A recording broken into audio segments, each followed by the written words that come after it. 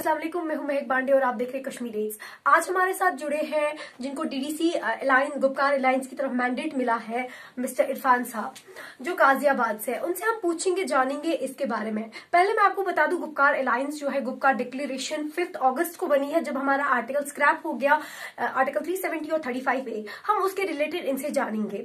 इस पार्टी में पहले जो हुआ करते थे, जैसे फारूक साहब देखे, सज्जाद साहब, महबूबा जी, ये एक दूसरे के राइवल्स हुआ करते थे। लेकिन जब ये पार्टी बनी, जब ये डिक्लेरेशन बनी, उसके बाद ये साथ आ गए। तो हम आज इनसे जानते हैं। आपका पहले आपने हमें इसमें अपना कीमती वक्त दिया, शुक्रिया।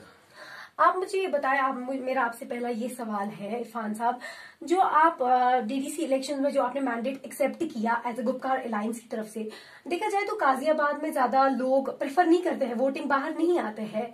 तो ऑलरेडी आपने 6 सरपंच की सीटें हासिल कर ली है और सुनने में आया आप डीडीसी इलेक्शन भी जीत रहे हैं।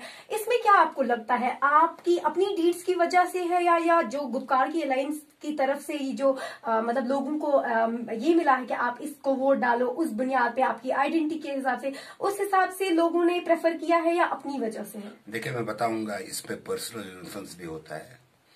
पहले हार जी, आपने जो सवाल पूछा कि जीत रहे हैं, तो ये अल्लाह ताला तक है, जीत और हार। हाँ जी। ये हमारे लिए कोई मैटर नहीं करता है। लेकिन सबसे ये बात है कि इसमें पर्सनल इन्फ्लुएंस भी था और मैं पूरा क्रेडिट गुपकार डिक्लेरेशन को देता हूं। उन्होंने मजबूर किया, जो बाइकाट भी लोग करते थे, उन्हें पुलिस स्टेशन आने तक। जो आप बता रहे हो कि आप गुपकार डिक्लेरेशन को मतलब आप बहुत ज्यादा मतलब इस चीज के लिए मानते हो कि उन्होंने ये डिक्लेरेशन बनाई, लेकिन देखा जाए तो हर जगह अलग अलग पार्टी, जैसे पीपल्स कॉन्फ्रेंस, नेशनल कॉन्फ्रेंस अपने अपने कैंडिडेट्स उठा रही है। तो ये कहाँ हो गया गुपकार डिक्लेरेशन? ये तो फिर हो गया कि मतलब लोग अपने अपने जो उनकी चॉइसेस है, जो उनका बैकग्राउंड है, उसी बेसिस पे। देखा जाए राजवाड़ में वहां पे पीसी का अपना कैंडिडेट है, नेशनल कॉन्फ्रेंस का अपना कैंडिडेट है, यहाँ मागमनार में देखे अपने अपने कैंडिडेट्स है। तो ये किस हिसाब से आप डिक्लेरेशन, किस हिसाब से लोग इसको एक्सेप्ट कर रहे हैं? आई डोंट थिंक सो कि पीपल इसको एक्सेप्ट करें एज गुपकार डिक्लेरेशन। इसको वो फिर से वो पॉलिटिकल बायस, करप्शन, वो सब उस बेसिस पे आपका क्या कहना है इस बारे में? देखिए, मैं बताऊंगा, हर किसी की एस्पायरेशन होती है। जब मैंडेट किसी को मिलता है तो दूसरा नाराज हो जाता है, because everyone has his own aspiration. लेकिन जहां तक हमारे लीडरों का ताल्लुक है, वो सिंसियर है।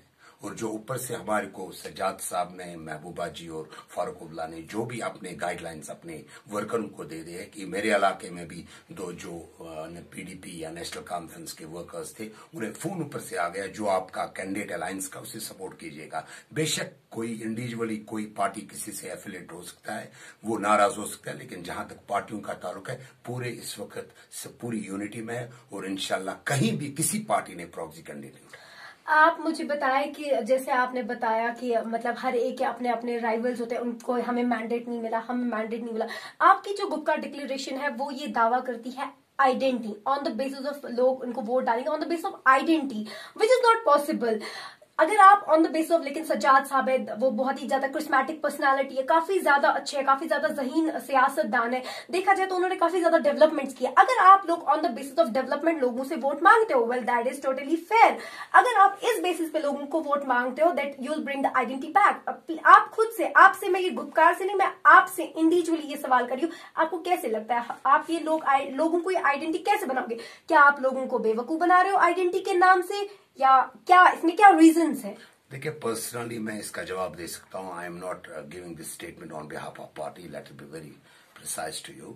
लेकिन जहां तक ताल्लुक है, आपने कहा आइडेंटिटी, आप किसके लिए? डेवलपमेंट यंग हो गई, उसके बाद 370 आर्टिकल स्क्रैप हो गया, तो लोगों को जो मेन स्ट्रीम पे जितनी भी एक्सपेक्टेशन थी, वो 4 अगस्त 5 अगस्त को वो एक्सपेक्टेशन पूरी खत्म हो गई। मैं इस बात को 100% मानता हूं। अब बिल्ड हम एक कर रहे हैं कि जो भी पार्टियां हैं इस वक्त, political party, they are on one platform.